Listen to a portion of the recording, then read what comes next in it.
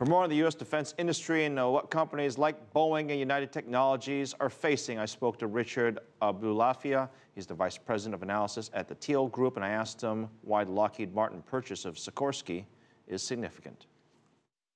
Well, I think you've got this division in defense contracting between services, information technology, software, as you say, and then actual hardware, manufacturing defense platforms. And with Lockheed Martin's decision to divest itself of some of its services units and also purchase this hardware unit, it shows that defense contractors continue to prefer to actually just build defense platforms rather than to provide IT services and other things. And then there are, of course, the lobbyists from the military side who want to have more spending, and then there are those who want to have more spending here domestically. All that put together, in 2016, what are we going to be arguing about when it comes to military spending? Not a great deal. As you say, it's fairly steady state. You're looking at investment accounts that are about 110 billion in procurement of new weapon systems, plus about 70 billion in research and development of new weapon systems, plus another budget for sustainment of existing weapon systems. Not massively changing, not a lot of new program starts. The big issue for the year coming up is going to be long-range strike bomber, the new bomber to replace older models of B-52, B-1. The B-2. Yeah, ultimately the B-2 maybe. The B-2 will probably stay in service till 2060. So whatever replaces it, it might be this, it might be something beyond this. Either way, it's the biggest defense contract in many years. There was one that's been pretty controversial. It's not the bomber, it's actually the fighter, the 35, right? This one, it's not just in the United States because you have buyers from all over the world that are buying it. These planes are, and we were talking about this earlier, but they used to cost 10 million, now they cost 200+ million per plane. Is it honestly worth spending $200 million per plane? Well, first of all, just to... And I'm asking that because a lot of people would ask, that money could be spent obviously elsewhere. Right.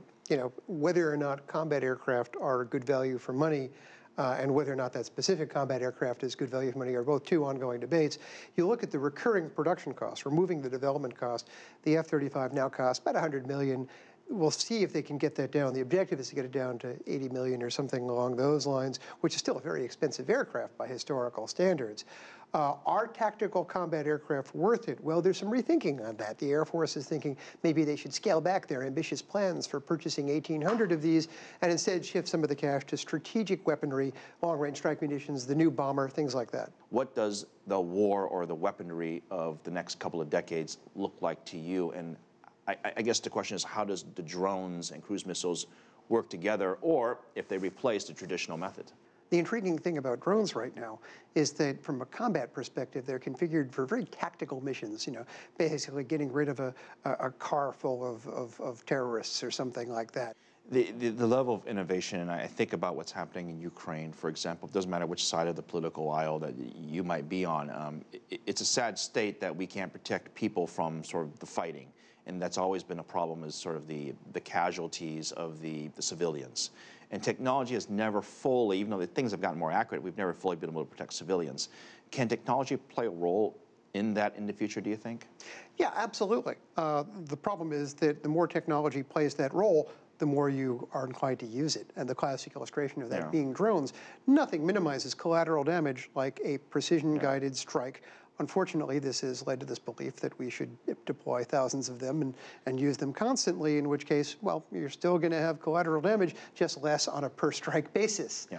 So the answer is very definitely because of greater situational awareness, greater targeting, greater precision, but ultimately it's going to be a problem as long as warfare is around. What's the next leap for technology in terms of military fighting, whether it's for the U.S. or anyone else in the world for that matter?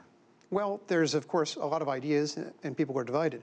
One of it, of course, is greater reliance upon networks, greater sharing and use of information. There's another school of thought that says that is vulnerable to disruption, and actually we should be approaching things with more of a lower-cost solution, basically using systems that are less complicated. And then, of course, you've got people who say it's all about range. How can we get lethality and precision at global distances without risking troops in the front line?